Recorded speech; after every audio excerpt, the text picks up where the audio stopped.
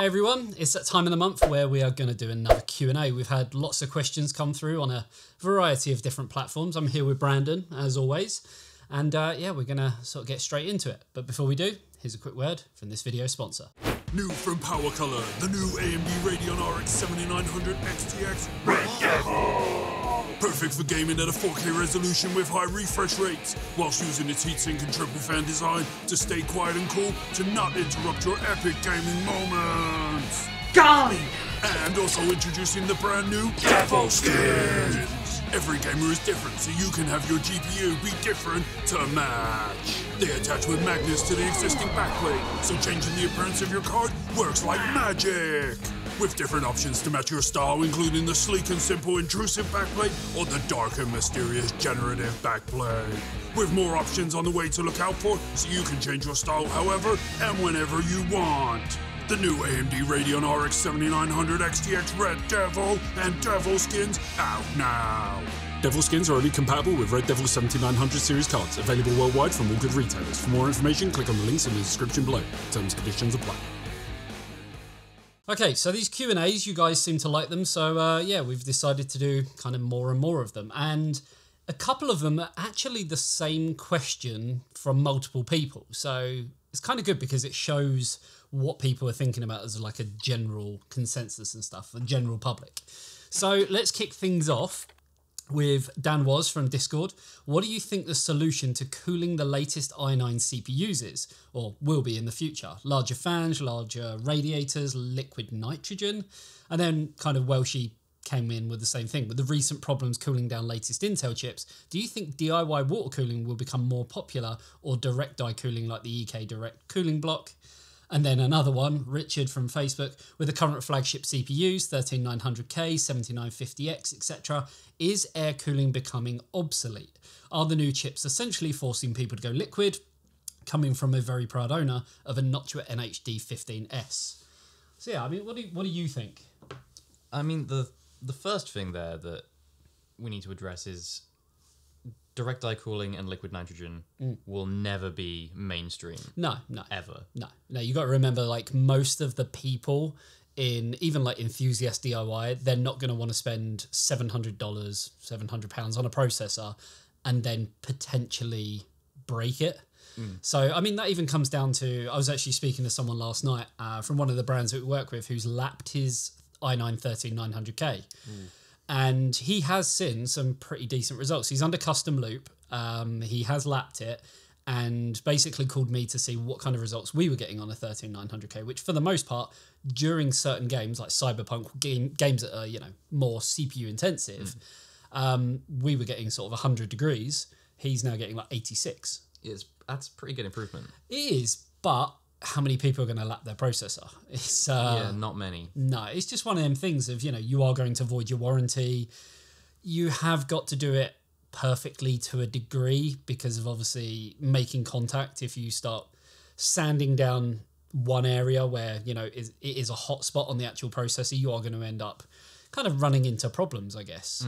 But yeah, I think you're right. Like, liquid nitrogen is never, you know, that's never going to take off in terms of running something 24/7 because you physically can't. Yeah, it just, you run out of it really quickly. Yeah, I mean, and the cost involved behind it and stuff like that as well. And you would have to literally, you know, you couldn't be gaming and be like, oh, 2 secs, I've just got to like top it up sort of thing. It's just never going to be feasible.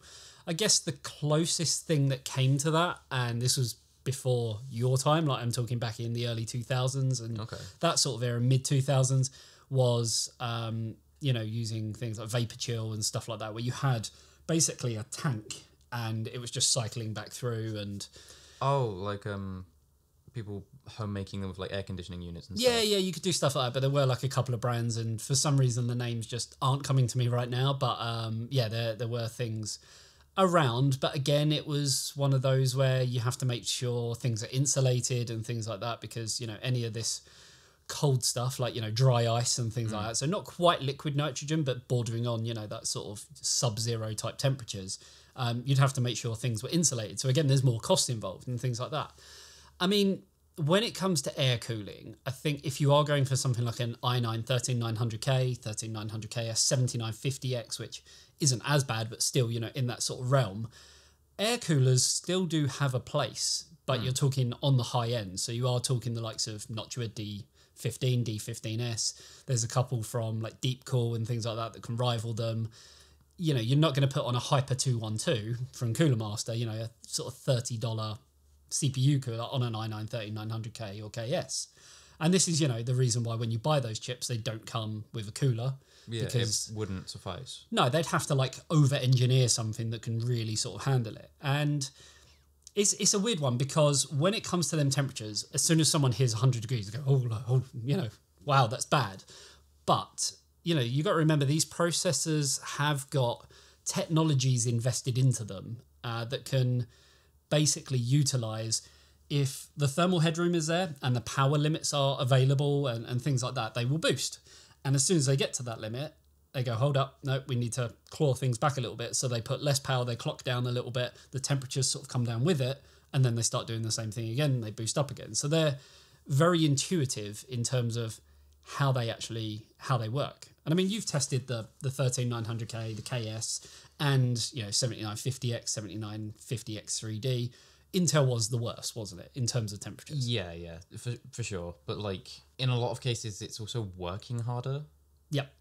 I'm not saying it's a better performing chip because it really depends on what you're doing with it. Yeah, I mean, it's a weird one as well because for the most part, you'd like to think people are talking about gaming, right? Gaming is bigger than, let's say, productivity for a DIY enthusiast user. When it comes to gaming, I mean, we've done some tests recently that show that you don't even need a 13900KS.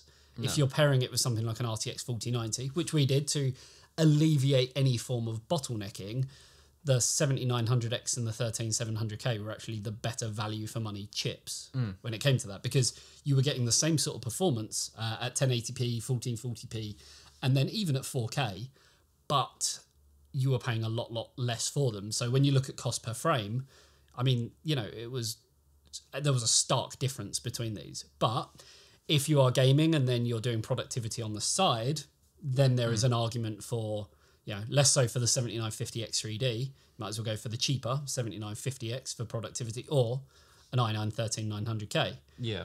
But even then, I think you're talking kind of those types of users are really, you know, hardcore productivity people. Yeah.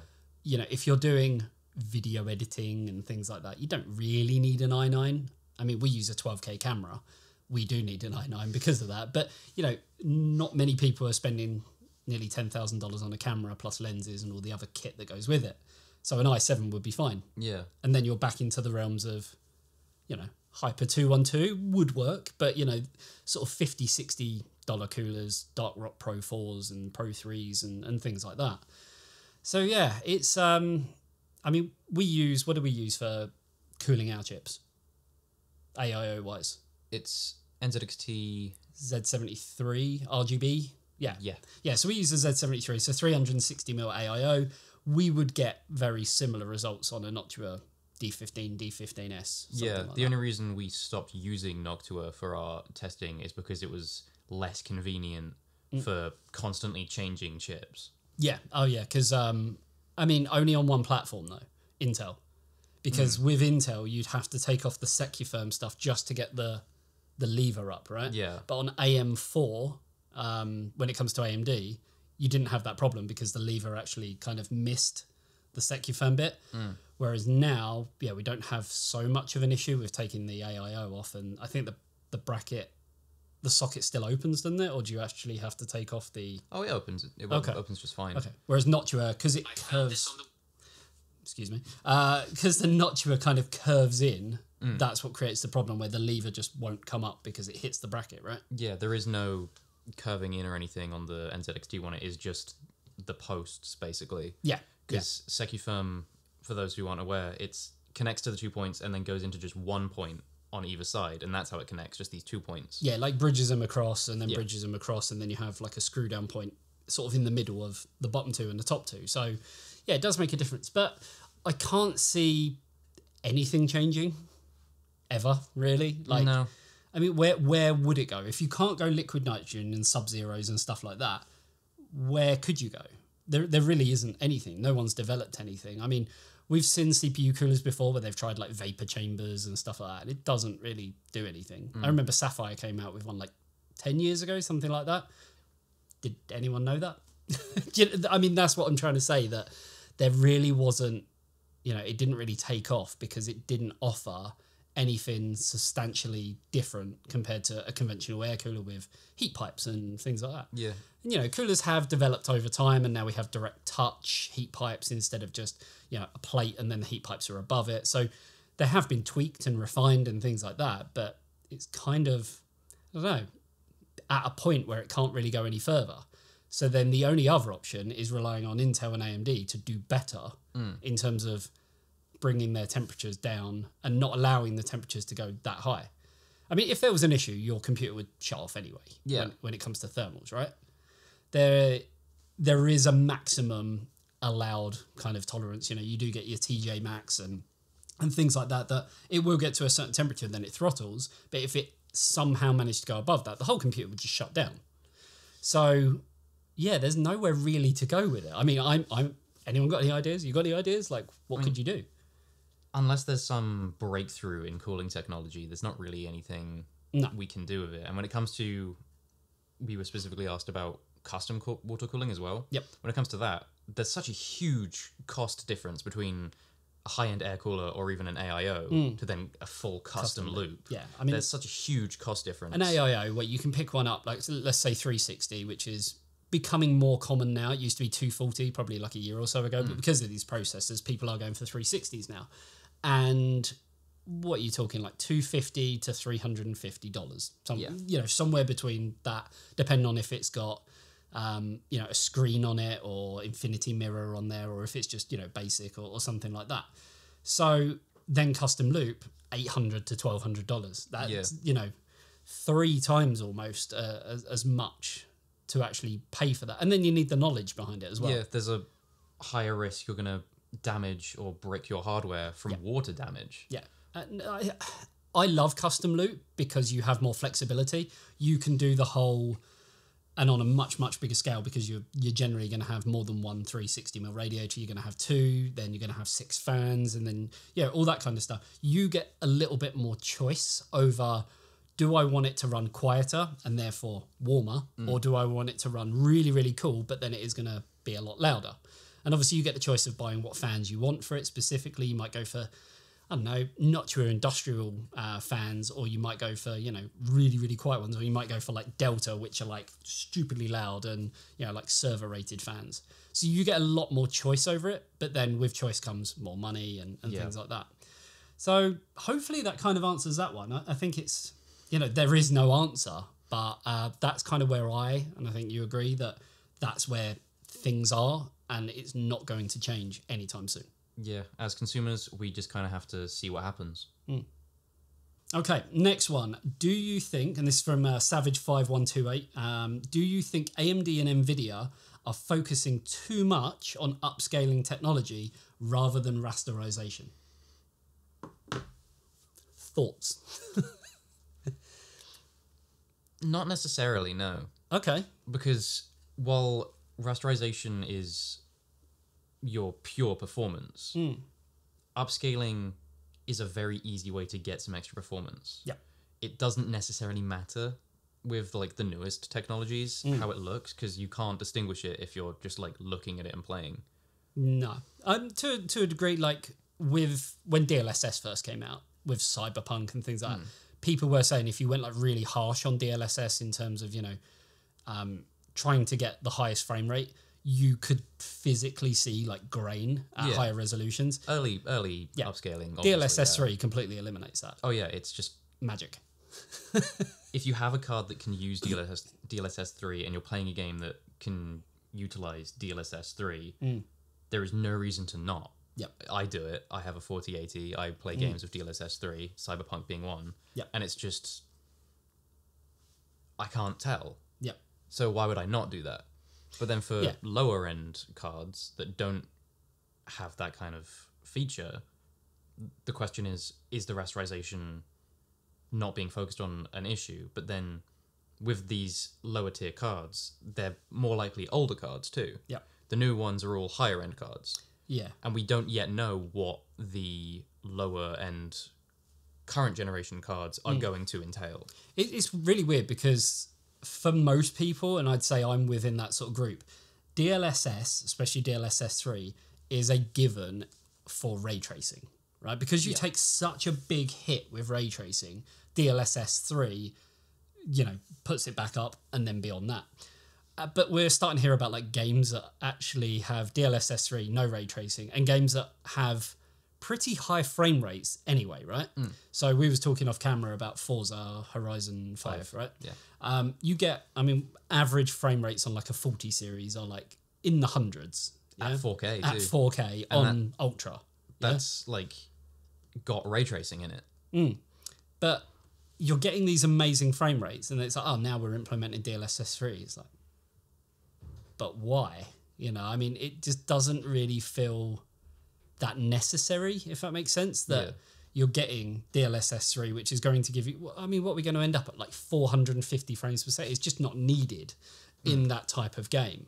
I've said it before, that you need a monitor that can display the amount of frames per second for it to make sense to have that. Yeah, there's other factors at play as well, latency and things like that, which, that is a key important thing with DLSS, especially DLSS 3, that you are getting these frame rates, but then how does it affect latency and things like that? And there are ways of testing it. NVIDIA have, hardware to do it, and some other brands are coming out with stuff to sort of be able to analyze that.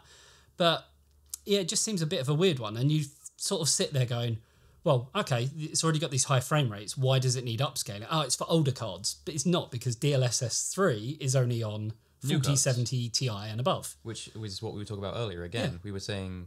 It makes no sense. Yeah, because you said, oh, maybe it's just for the older cards to get some extra performance. And it was like, wait, no, it can't be. No. Because you're only looking at DLSS 3 on 40 series cards, which are only high-end cards at the moment. Yeah, the 4070 Ti and above. So unless they're doing this in preparation for the RTX 4050, because they did release the 3050, I didn't like it.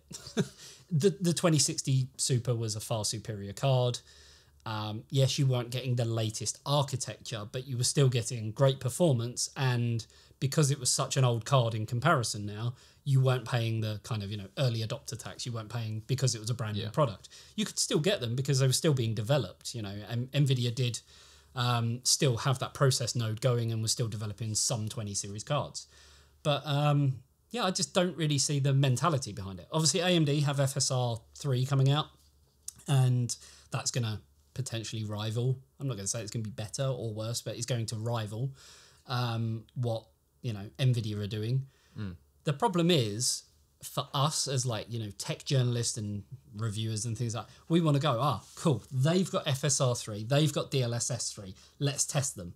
But the problem is, most games have one or the other, right? Yeah.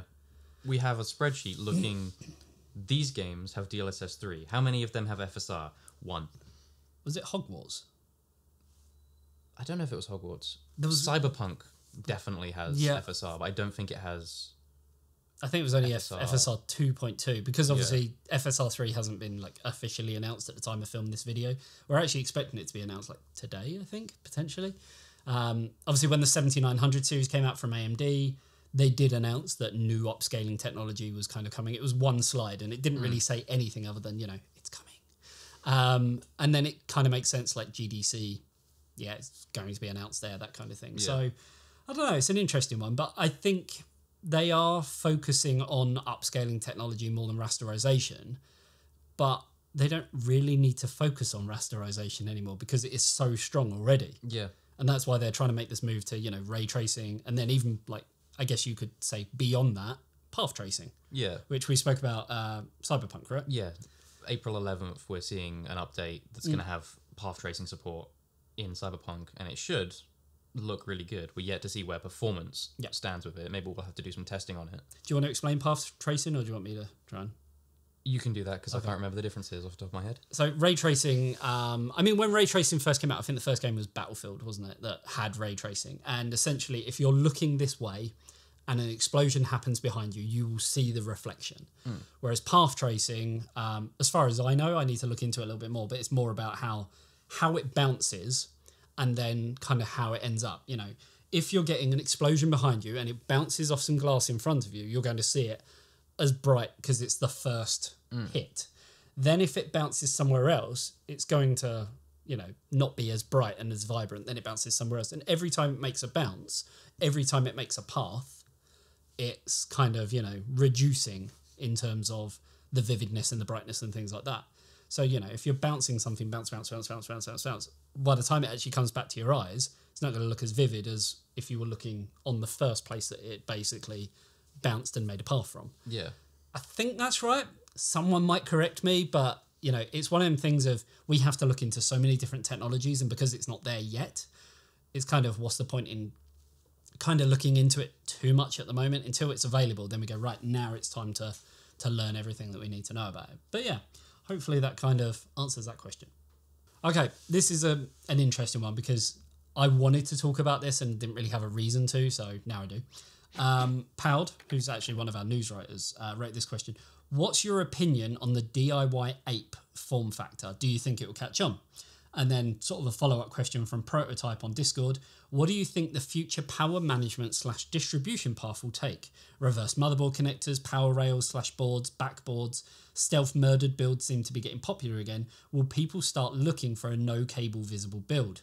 I know MSI and Asus have already done it. Gigabyte and ASRock are in development stage. Will it be a fad or left to the high-end builders with the limited options? I know if money was no object, I'd have this in a 5000D Airflow. I like it. I like the idea behind it. You can make like a really, really clean build. For anyone who doesn't know, it's basically motherboard connectors on the back of the motherboard. The problem with it is it's creating a form factor that doesn't really exist. A bit like Asus did with their, what they call it, DTX, which was mini ITX, but slightly... It was ITX that way, but not that way. No, sorry, that way, but yeah, whatever. And... the problem is if you've got a case that doesn't have cutouts where them cable connectors are meant to be going, like you're kind of screwed. Yeah. So I don't know. What do you think of them? I've only seen the one system. It's a very interesting concept and it does make for a very clean build. Yep. But then with companies such as CableMod, there's these beautifully handmade custom cables on the market. They're going to be redundant. Accentuate your build in some ways. Yeah, you just won't need them. But then... for me, I think I'd take a build with nice cables over no cables visually. Yeah. Because it looks more like a complete system. You can see the work that's been put into it. It looks like this nice handmade bit of art, you could say. Yeah. As opposed to just... I mean, essentially, if you were going to do this no cable build, everything was going to go in the back. If you had, say, a Corsair 5000D... with one of these DIY 8 motherboards, it's going to look the same as another one, and another one, and another one. Whereas the cables give you that uniqueness, I guess. It's the same as a custom water cooling loop. Yeah. It's personality, like customization. Yeah, you can have, your run sort of go down and across, or you could have it go across and down. And, so you get the choice of that, then you get the choice of coolant and things like that. And then you can still add, cables and stuff to it at a later date as well. So I like the idea of it. I think it's got a purpose. I can't see it being like everyone's going to be like, yes, I need that. Because it is going to take away from that customization. And people do look at their PCs as, I did that, I made this, it looks like a piece of art. You take pride in it. Yeah, definitely. I mean, it's the same with like modding a car, isn't it? I mean, everyone knows I drive like a Model 3. My Model 3 looks exactly the same as everyone else's Model 3. I could mod it if I wanted to, but I'm only planning to keep it for a few years and then I'll, chop it in and get another one. So do I really want to sort of start modifying something that I know I'm not going to keep for, that long? You are going to lose money on it. Mods are always going to sort of lose money when it comes to cars and stuff. So very, very similar to a PC. I like the idea. I just don't think it's feasible because case manufacturers would have to adhere to a certain spec that has certain cutouts in certain places based on that. And that's why we have, ATX spec, right? When it comes to power supplies, cases and things like that, power supplies have to be a certain, size and things to conform to that spec. Is it now going to be cases are going to have to conform to a certain spec for motherboards? It's like... Motherboards would have to conform to that too because motherboard connectors are always in slightly different places. Yeah. Like a couple millimeters that way or that way. And that's going to make a huge difference to where the cutouts are. So it's cases and motherboards would have to follow the exact same specifications. It's never going to be mainstream, is it? No, it's 100% enthusiast. Yeah, so I can't see every case manufacturer going, yes, we will make all our cases now to adhere to this. There will be some. I don't know why I can see like Lee maybe making like a DIY Ape series or something like that in conjunction with Debauer or something like that, like they did with the O11 Dynamic, that will have these cutouts. But then the problem with that, everyone's got the O11D, so everyone's going to be like, yeah, let's get this case, and all the builds are going to be the same, and they're all going to look the same, like I said. Yeah. Like, it's a really fun, neat idea, but personally, give me some nice cables. I think it looks nicer. Yeah, I completely agree. Okay, next one. This is from David on YouTube. What is the best value 4K video card? And kind of following on from that, someone else has said between the 7900 XTX and 4080, which is the better 4K card, and then also between 7900 XT and 4070 Ti at 4K. So you do all the testing. I'm gonna sit back.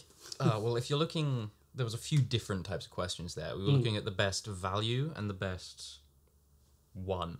If you're looking for the best one, you're going to go for the highest end one. Yeah. But if you're talking about value, that's a completely separate question. Because obviously the top end one is not your best value.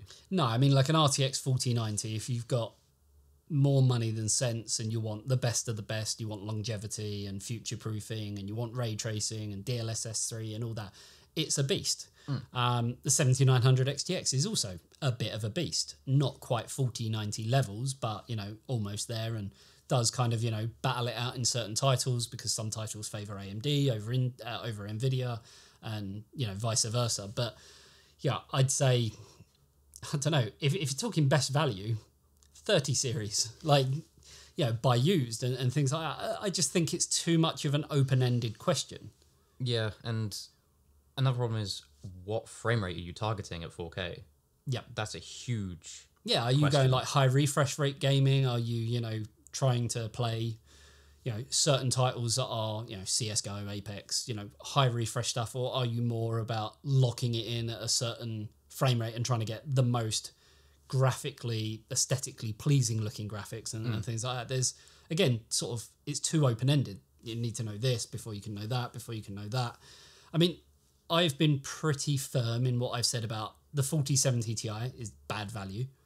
The 7900 XT is bad value. The XTX is better value. The problem was there was a $100 difference between them, and the XTX was the superior card. So for the extra $100, yes. If the XT was $100 less, that gap would get bigger, then there would be an argument for both. $200 difference. Yeah. 4080, I think it's got to be the 4080 is the best. If we're just talking latest generation from both camps, so 7900 XT, 7900 XTX, 4070 Ti, 4080 and 4090, the 4080 is the best value. Yeah, well, yeah, definitely. And that's, I mean, you've got one. Yeah, that's why I got one. I tested it before it was available, so I knew from testing, before anyone else in the public knew what it was like, I knew this is a really good card. Yeah. And it's going to fit what I want perfectly. Yeah, the 4090 was overkill. What resolution do you game at? 1440p and 4K, depending on what screen I'm on. Okay. Either my TV, which is 4K 120 hertz, or my main monitor is 1440p 144 hertz. Yeah, so 4090 just not needed, completely sort of overkill, $1,600 and whatever dollars. 7900 XT just not worth value for money wise because the XTX offered better value. 4070 Ti absolutely terrible because it was too overpriced. So then really you had 7900 XTX and 4080. And I would say that they both offer good, I don't want to say good value. They both offer the best value out of all of those cards. Yeah. For very different reasons. You know, the 4080 has better ray tracing performance, but AMD have stepped it up with this generation compared to last. 7900 XTX does very, very well in terms of rasterization and actually beats the 4080 in some games. It kind of goes either way. Again, when you boot up a game, if it comes up NVIDIA, guess what? It's probably going to work better on NVIDIA. You know, the way it... What's their slogan? The way it's meant to be played. Yeah. So, you know, arguments for both. That's what I would say. If it was me, I'd probably buy a 4080. And I'd probably buy Founders. Which is exactly the card you've got. And the reason I would do that is nothing against the XTX, but I do like ray tracing. It does look nice.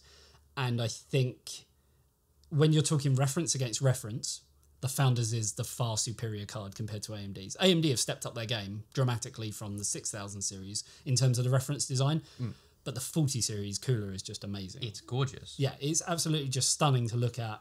The only problem is the 12VH PWR bloody connector, which is, unless you got a PSU, like the thermal tape ones that we did a video on that have native cables both ends, it's not going to look the nicest. You got this nice looking graphics card and then this horrible adapter. It just kind of ruins it. But again, custom cables, so there's that element to it. We've done tests of like reference versus custom. For the extra cost, I'd get a reference. So yeah, you're so happy, aren't you? I am so justified. I'm vindicated. Yeah. So there you go. Okay, next one, JPro05, who's one of our patrons. If you want to find out more, link is down below, patreon.com/eTeknix, where you get a whole host of goodies. Behind the scenes content, exclusive live streams. We are doing one after actually filming this specifically for Patreons. So yeah, check that out.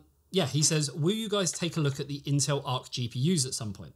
Intel's drivers have been slowly but surely improving recently. I hope Intel remains in the GPU market to give AMD and Nvidia some competition. I would love to. We've said this before. Yeah, I think we've actually done this on a Q&A. If we get some, absolutely. Yeah, so you'll probably find Intel launched Arc and they didn't have many. Not many people reviewed it, so they sent some out to some different media. They didn't have a sample for us. I have asked for more, was told that they are kind of doing a bit of a relaunch at some point, but that hasn't happened yet, and it's been quite a few months. Then you probably haven't seen any Intel Arc GPUs from any AIB other than ASRock. Like, they are the only ones that seem to be sending out samples to media. We don't work with ASRock. We don't like ASRock. Lots of different reasons that I won't go into in terms of the way that they do things on a business front. I don't like. Then they had that video that was released on Twitter. Did you see that? I did see that. Yeah, that was really awful. weird. Like, really cringy and just I don't even know how to describe it. It's the same thing I say about lots of Disney movies, which controversial opinion. It's a group of middle-aged white men in suits in a big office building talking about what the youths will find entertaining. Yeah. It's almost like they think they know things. And I mean, I always say this with companies. We work with a lot of companies from all over the world. We work with British companies, American companies, so Corsair's American. British, we work with system integrators and things like that. We work with German companies. We work with companies from Asia. And I always say, like, you should always have someone like on the ground in the country that you're trying to sell your products and market your products to, because they know better. But then if they don't have that, you sort of, give advice to these people, because you'd like to think, being a resident of that country, you know how the market works better than someone who's never even set foot in the country. And then they just go, yeah, okay. Now we're going to do our own thing. And it's and that's kind of what ASRock do. And it doesn't end well for them, generally speaking. I mean, they're coming out with all these wacky designs for motherboards and that. I mean, when I saw them, I was like, wow, Sonic and stuff like that. And then I was like, I'm never going to buy that. I mean, if they felt like sending one of those Sonic ones to us, I have the perfect build in mind. Yeah, but you're not going to buy one, are you? No. It kind of says it all. It's like, when people ask me, they go, do you like this product? I'm like, yeah, it's really good. It's like, so you buy one? Oh, no. There's a difference between liking a product and then going, it's how much? Or I like the idea of it, but look at it. No, I'm never going to spend my own personal money on it and things like that. Because when it comes to something like that, what am I going to do with it? Yeah, exactly. So yeah, Arc GPUs, we have got some coming. Do we? We do. I didn't know that. It's from a brand that I can't say. I do know about this. You do know about I'm not going to say anything. I do know about this. So I can't say who the brand is. It's a brand that hasn't made graphics cards in quite a few years. I should have said it's a brand who currently don't make graphics cards. Everyone would have been like, EVGA, oh my god, they're making it. It's not EVGA, I'm sorry. Sorry to disappoint. It's coming soon. Let's say April. Late April. Yeah. So we will have 3 as far as I know. Yeah. Intel Arc GPUs coming from this brand. We'll have a nice video. Loads of content on the eTeknix.com website. Excited? Very. I mean, there was a delay. There was a pause. Pause for excited. It's like, oh, very. Yeah, sorry. Pause for effect. But yeah, that is coming soon. So there you go.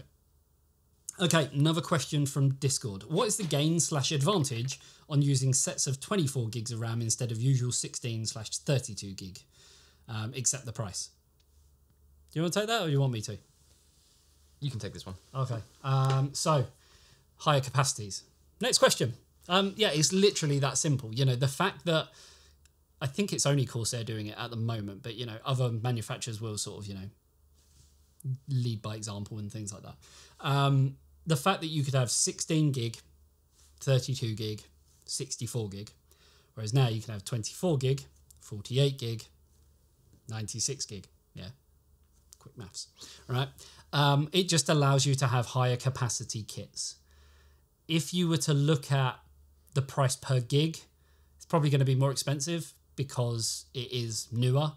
But we all know that if you have a motherboard, generally speaking, with 4 memory slots, you either have a choice of speed or capacity. When you try to do both, computers don't like it.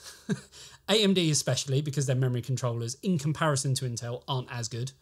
They aren't nowhere near as good as, like, yeah, being able to have high capacity and high speed at the same time. So when you populate 4 DIMM slots, generally you can only run it at a certain speed. So you might buy like a 7000 megahertz DDR5 kit, you're only going to be able to run it at 6200 or something like that if utilizing all 4 slots. If only utilizing 2, pretty much the sky is the limit. This kind of gets around that in the fact that if you were going to have, you know, 16, 32, 48, 64 gig, or you could have 24, 48, you've only got 2, but 48 and 64 isn't that far apart, no. You know, or what was the other sizes that they've got? Yeah, there's 24. I think it goes up to like 190 something gig. Yeah, boards support 190 something. Yeah, whereas boards only did sort of only until, I don't know, recently, I say that in years terms, 128 gig. So yeah, again, you can go beyond that without going 32, 64, 100. Oh, well, I can only have 128 then if I'm using 32 gig modules. Whereas now, having, you know, higher capacities, which would be 48 gig modules, you can go a lot higher, but using less of them. Yeah, but then do we really need that for gamers? No. Even creatives, you don't really need that yet. We do. I mean, if you're using Photoshop or you're using Premiere or DaVinci Resolve like we do, it's one of them things of the more memory you throw at it, it will use. Like literally, if you could throw a terabyte's worth of memory, not possible, but if you were able to do that, it would utilize every single gig meg of it. Yeah, but we were actually coming into more issues with VRAM than we were... Only when rendering. Yeah, but like... So for scrubbing, like when you have a timeline, obviously this isn't Brandon's sort of area, this is more mine and Deck, who is currently off gallivanting, so on a little weekend away. See, even the watch wants to talk about it. So yeah, he's not here today. And when we're scrubbing in DaVinci Resolve, if you were to have 8 gig, it would be like, as you're scrolling. Okay, right. The more memory you have, is like, yeah, that's my impression of DaVinci Resolve. I don't know if Deck's going to overlay some B-roll or an actual shot of it happening. Hopefully he will, because I've now said that he should. But yeah, it will allow you to kind of utilize it a lot more. And it's the same with if you take really high resolution pictures. Kingston always used to show us this whenever we go to CES and Computex. They'd show us like, you know, when you take a picture, you can have like quick, so it's like, and it takes loads of pictures. Then you can stitch them on top of each other. If you only had like 8 gig or 16 gig of memory, it's like really, really slow at stitching it. You have lots of memory. It's like ding, ding, ding, ding, ding, ding, ding, and it does the job. So that's kind of where memory comes in, because it's that fast pace, do an instruction, release and dump that instruction. Do an instruction, dump that instruction. So that's kind of where it comes in. I think it is going to take off to a certain degree, but it all comes down to early adopter tax. You're going to pay more for it as it comes down in price, and that is going to level out. But yeah, I'd be looking at the price per gig based on, okay, do I need 64? Do I need 48? Do I need this much? And just sort of look at what is the best value for money. You guys know me, I love value for money, so that's what kind of it's all about. Okay, Matter, who's one of our mods on Discord. How much hardware have you broken during review/testing? Preferably by accident. I'm pretty good. I ain't no Linus. I don't drop things generally. So before I had this office in this studio, used to have a room in my house. Still can't believe like a lot of this stuff fitted into like one room. But I had a room in my house, and my old video editor dropped a Z370E motherboard, a Zeus one, and it literally, like, the bottom corner, like, straight into the floor. And, yeah, it broke it, and obviously there were traces and that, and, yeah, the whole board's just dead now. Ugh. I've got it somewhere. I don't know where it is, actually. I think it's in, like, an anti-static bag somewhere. You guys can't see the mess that is behind the camera. It's all nice here, but, yeah, we've got one of them. Other than that, I haven't really broken anything. You? I mean, there was I think it was a 2060 got dropped, but it's still functional. It's just cracked. Who dropped it? It was kind of neither of us. We were packing away a load of cards from a series of testing, and it was on top of a MSI box, which are very slippery. Yes. And it slipped off the table and bonk. Yeah, it's still functional. Can I put that out there? Sort of public service announcement to all manufacturers of boxes: stop making them slippy slidey. So MSI are probably the worst for it. Yeah. Who else? I'm sort of having a little look around. There are plenty of slippy boxes. I think Pallets was pretty slippy. Yeah. Yeah, the problem is, like, they put this artwork on there, and sometimes they emboss them and stuff as well, and have them, like, showing off the RGB, and it makes it, like, shiny looking. Yeah, it's all very lovely, but it's all very inconvenient as well. I mean, to be fair, us knowing that there is a problem with slippy slidey boxes, we're talking like motherboard boxes, graphics card boxes and things like that, we probably then shouldn't put the really expensive graphics card on top, because we already know what's going to happen. It's just habit though, isn't it? It is, yeah. Yeah, especially like when you're stripping down a build and you've got like cables and screws and everything everywhere, and then you've got a box there that you are going to need to put the graphics card in. So you go, I'll put the graphics card on the box. Then you go, whoops, like that. And it's just, Wasn't there another card? Yes, it's down there. You can see it just this one. That is a 3090 gigabyte gaming OC. Dead. I mean, it's not. It's not dead. We'll have Deck put a picture in of the problem. Basically, a motherboard scratched one of the pins on it. Pins, would you call it? It was more of a contact, right? Yeah. The pin scratched the contact on the PCI. The technical word here, fingers. The finger. The finger. Yeah. There we go. I hate that word. The graphics card finger. Yeah, that got scratched off. It's just like, if that was a graphics card, Deck's going to put a graphics card on my finger now, I know it. That got scratched off. And for some reason, it works in this system, but not that system. But then doesn't work in that one, but works absolutely fine in that one. So it must be to do with, in the board, just the placement on the PCIe slot, just being that couple millimeters different. What board was it? I think it was an MSI board. I don't remember. I think it was an MSI board, and literally, like, when you look at the slot, you can see one of the pins is just like up. The pins go like this, basically, all the way along. Looks like I'm doing some funky little dance here. But yeah, one of the pins sort of goes up instead, and it just scratched it, and that's the only thing we can really put it down to, right? Yeah, I mean, we were like, why? Because it was in the middle of doing a lot of testing with this specific card. Yeah. I think for a CPU feature? Yeah, sure, why not? Yeah. It was a long time ago. And it just died, and we were like... The annoying thing is we were using that card for... Everything, yeah, so we had to then retest everything. Yeah, and now we have different cards for different things. systems because we learned our lesson. Yeah, I mean, we got sent like enough 40 series that we've got like Inno 3D 4090 for certain things. We've got a palette 3080. Was it 4080 now? 3080. 3080 for motherboards and stuff like that. So yeah, so we have like different graphics cards for different things instead of relying on just one thing, which does allow us to test multiple things at the same time. Yeah. Which, does make things a lot easier. That's about it, I think. I don't think we've really broken... H9. The NZXT H9. Oh, yeah, I forgot about that. So we've got the H9 float. Do that? It's literally sitting down there. Yeah. And it's got a bit like the O11 dynamic. It's got glass that goes there, glass that goes there. And for some reason, it's just chipped and dented on both edges. And we don't know how it happened because we put the glass down somewhere over there. It sat there. Everything was fine. I went to pick it up and I was like, when the hell did this happen? I think it was something like we were all just in here talking and then someone went, that looks chipped over there. Yep. And then we all went over and went, what? Yeah. How did this happen? Yeah. And it's kind of the same with that card. It's like, how does that even happen? Yeah. How did the... And the weird thing is, because we're going to have the picture up on screen as I talk about it, you'll notice it's not... The finger isn't entirely gone. No. Just a bit of it. Yeah. So some boards are able to make contact with that bit, and that's just enough. Yeah. Which is weird. Frustrating, but yeah, we're generally pretty good. We put stuff away, even though there's like mess behind the camera. We do put stuff away. So yeah, like to think we're pretty good with it. We ain't no Linus. Okay, last one, and this is from KJ the original. I haven't looked into this too much, so you might have better knowledge on this. Will you get Chat GPT integration in the Discord server to help people faster with their problems? Do you know what? I've been so busy with just life that I haven't even looked into the whole like Chat GPT AI stuff. Do you know much about it?